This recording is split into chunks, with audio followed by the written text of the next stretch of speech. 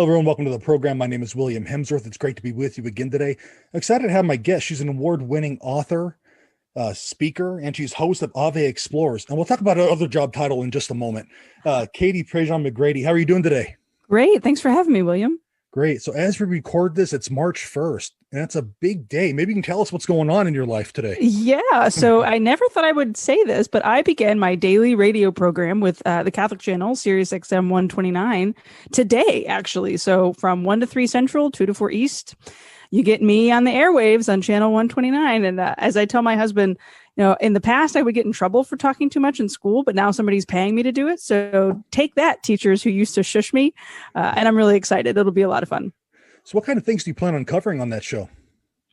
All sorts of stuff. I mean, we want to really do a kind of a flyover of Catholic life. The Catholic channel is very much geared towards faithful, passionately Catholic people, along with folks who are just, scrolling through Sirius XM and happen to find us and want to know a little bit more about what does it mean to be Catholic and what does it look like to live the Catholic faith day by day.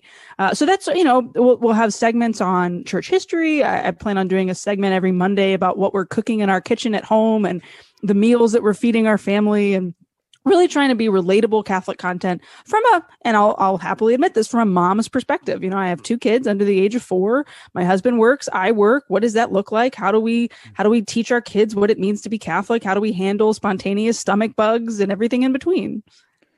Yeah, and those always come up, don't they? We're at the strangest times. Yeah, it is. I mean, I still can't believe that it's March 2021 because it still feels like March 2020, to be entirely honest. Yeah, I don't feel like Lent ever ended. Yeah. It's just been one consistent Lent with some good moments in between in that crazy Lent. But yeah, it's very strange to me that I haven't set foot on a plane in over 350 days. And I'm kind of okay with it. It used to be my everyday reality. I was flying somewhere, and now I've just been home and I really love it. Well, good. Enjoy the time with the little ones and hope everything is well. Now, Ave Explores, you have an interesting series right now, Catholicism around the world. Maybe you can tell us a little bit about that series and what you've learned so far. Yeah. So we at Ave Explores, we try to take a look at topics that would be relevant to faithful everyday Catholics. The Sirius XM show kind of fits in perfectly with that. And so we're doing a look at the church globally. So what does the church look like in my zip code in Southwest Louisiana? But what does it look like in Ireland? What does it look like in Africa? What's going on with the church in South America? We have a great interview from last week on the podcast with a friend of mine, Brenda Noriega. She's an immigrant to the United States from Mexico. And she talks a lot about how different the church was in comparison to her experience in Mexico versus when she came to the States, and how much involvement the laity has in the church in America. And, I think I always knew that the laity were probably more involved here than anywhere else in the world, but it was really fascinating to hear it from somebody who has seen the church somewhere else and has now lived and worked in the church in the United States. So we're really doing this cool kind of comparing. What does the church look like here? What does the church look like there? What's common and what's unique? And in the process, I think it's helping me at least appreciate my faith more. I love my church in Little Lake Charles, Louisiana, even more after having gone to all these other places around the world, even if it is just virtually, or, in the past when it was traveling, it always felt like I was coming home, but yet at the same time, never felt like I was away from home when I would be in a Catholic church somewhere else, whether around the world or around the country. And so that's really what we're trying to bring attention to. Now, in the first video, you talked about a cool story when you were in Rome learning. Can you share that story with us? I thought that was enlightening. Yeah. So I had the opportunity to go to Rome in March of 2018. So 3 years ago now, which is crazy, to serve as a delegate for the United States Conference of Catholic Bishops to the pre-synod gathering of youth and young adults, which is a mouthful. It's a fancy way of saying it was Catholic summer camp with young adults and wine. And we were talking about the problems and the challenges that youth and young adults face and how the church can respond to them. So I'm sitting in this room with people from literally around the world, everyone from Hungary, from Germany, from China, from the Philippines. My roommate was from China, actually, and she and I grew very close and still keep in touch, which is an interesting thing to learn about what it means to be Catholic in a communist country. And so we're all sitting there and we're taking notes and we're learning about these kind of a flyover of the conversation, just very general. And I looked around the room and we were all taking notes in our own language. We're talking in English because it was an English working group, but everybody was taking notes in their native language. And it was such a unifying moment. Same question, same discussions, but we were each processing in a unique way. And then also offering our own unique experiences of the church from where we were. And it just made me feel so, I don't know, I was very comforted in that moment. I was very homesick. You know, I had left my less than 1-year-old daughter and my husband and had gotten on a plane to go do this very important job, but at the same time missed home. And in that moment, I felt more at home than I think I've ever been when I've been away from my physical home, because I felt so united to my fellow Catholic brothers and sisters from across the globe. And we hope to do a little bit of that in this series. Okay. Why is that unity important? As a convert, I grew up in churches that were all on their own.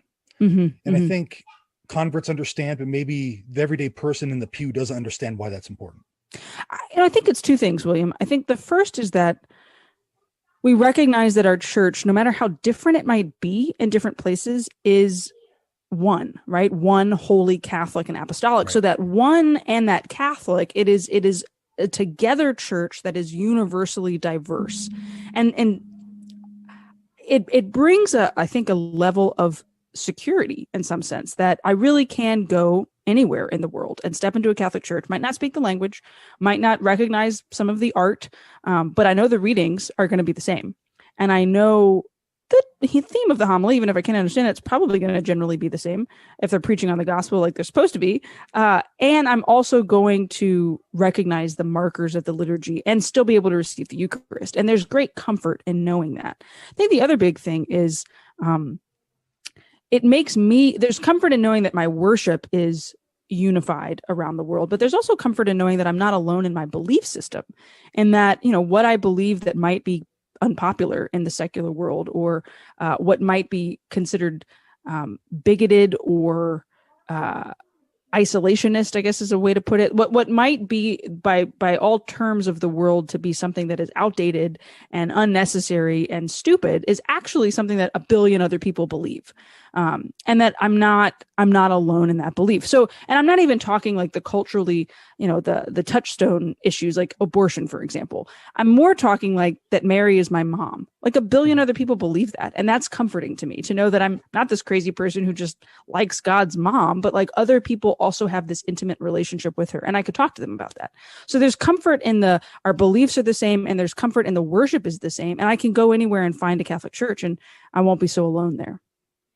Now, in your conversations, I mean, you've had conversations with people in North America, Canada, obviously, which is part of North America, Africa. What things have you discovered about the church, and maybe what's important to one segment and maybe not so much to another?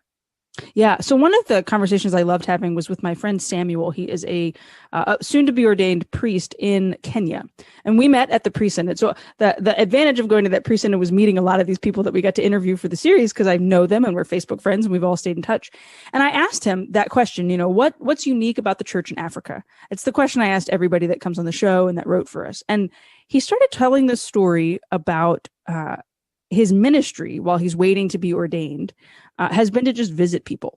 And that's a huge part of the Kenyan culture is this community aspect of going to someone's home and just being with them, listening to them, not watching the clock, not worrying about how long this particular conversation is going to take, just sitting and being. And he visited this one particular woman, and it was about 3.5, 4 hours before he looked up at the clock and realized they'd just been sitting there visiting. Nobody had visited her in a while due to COVID. He, you know, was willing to take the risk to go visit her, knowing that he'd been isolated and she'd been isolated. And he brought that to the point of it's very much the same when it comes to worship in the church in Kenya. Is they don't stare at the clock the same way that, say, we do in America, where yesterday our 7 a.m. mass went like 10 minutes over, and I looked at my husband and I was like, we're not going to get the good donuts. Like in my head, I'm like keeping time, knowing that the good donut shop runs out of pink donuts at like 8:30, and we're probably not going to make them. And yet in Kenya, they're sitting there for 4 hours praising and worshiping and communing with one another. I mean, the procession in an African church mass, and Africa, of course, is a very large country, but in general, the procession oftentimes takes upwards of 30 minutes. Because there's dance and it's not just bringing the bread and the wine, but people from the community bring things to offer at the altar. And to think that 30 minutes to make an offering to the table of the Lord is a normal thing for them. I love that.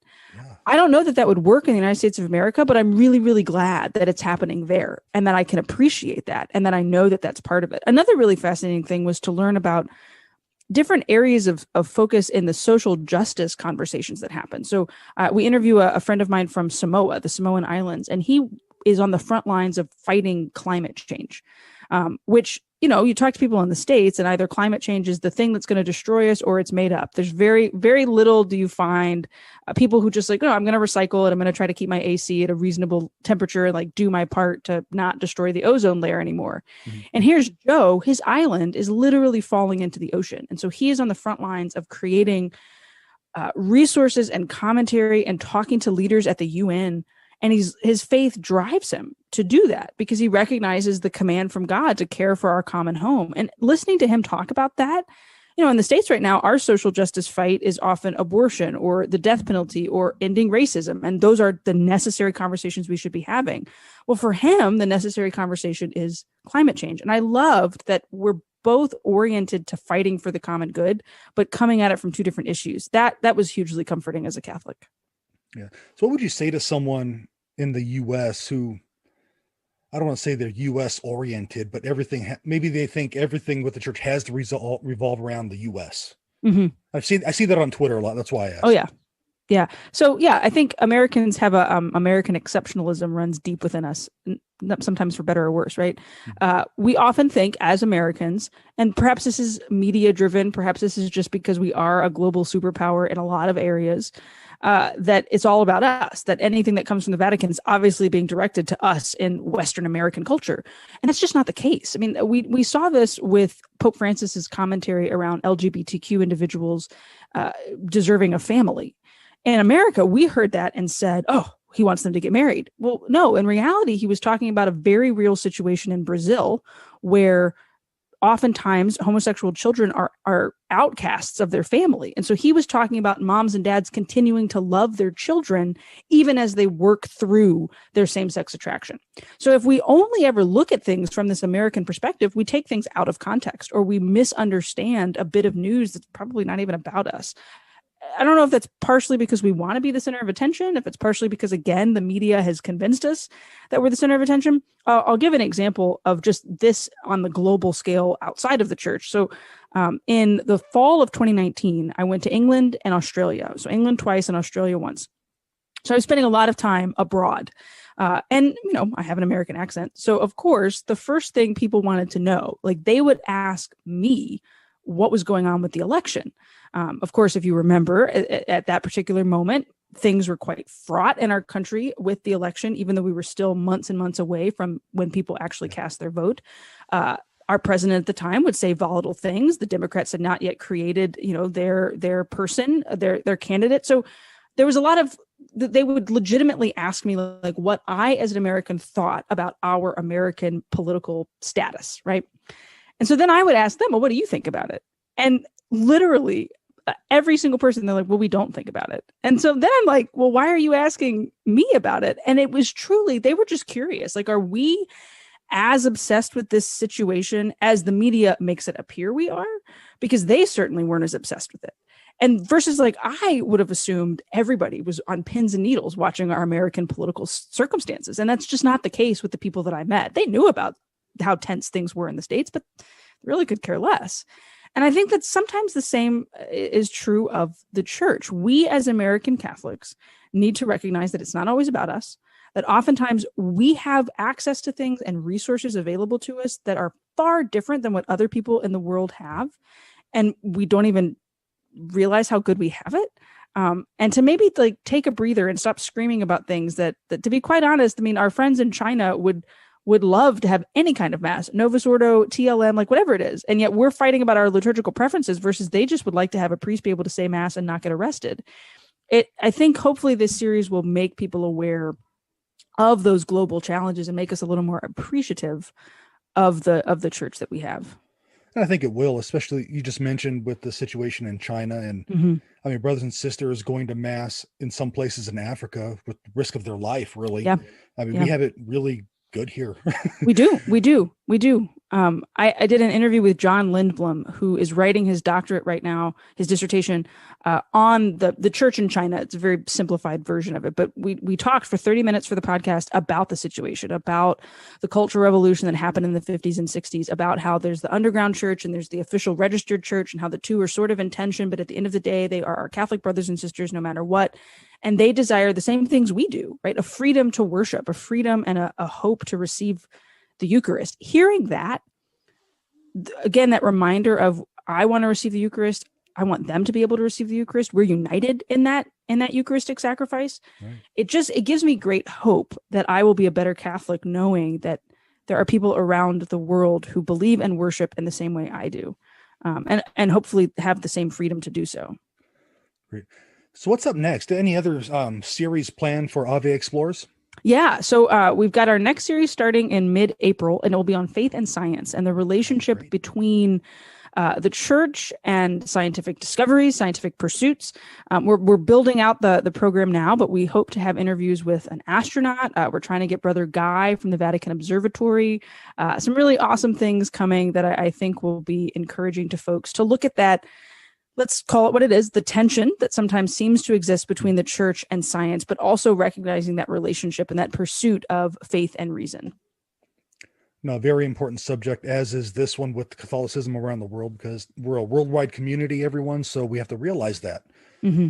Mm-hmm. So Katie, where can they find your podcast, listen to it, read the articles, etc.? Yeah. So everything is available at AveMariaPress.com. We have a little tab up at the top that says free resources. So you just click on that. You find every week. So it's 4 weeks. You can sign up for the emails, or you can just go straight to the website. 2 podcasts a week while the series is going on. Facebook Live conversations on Tuesdays at noon Central Time on the Ave Maria Press page. An article every week, social media exclusives on Instagram and Facebook. But it's all housed at AveMariaPress.com. Oh, great. Well, Katie, thanks for coming on, taking some time with everything going on, and best of luck on your new show that debuts today. Thanks so much.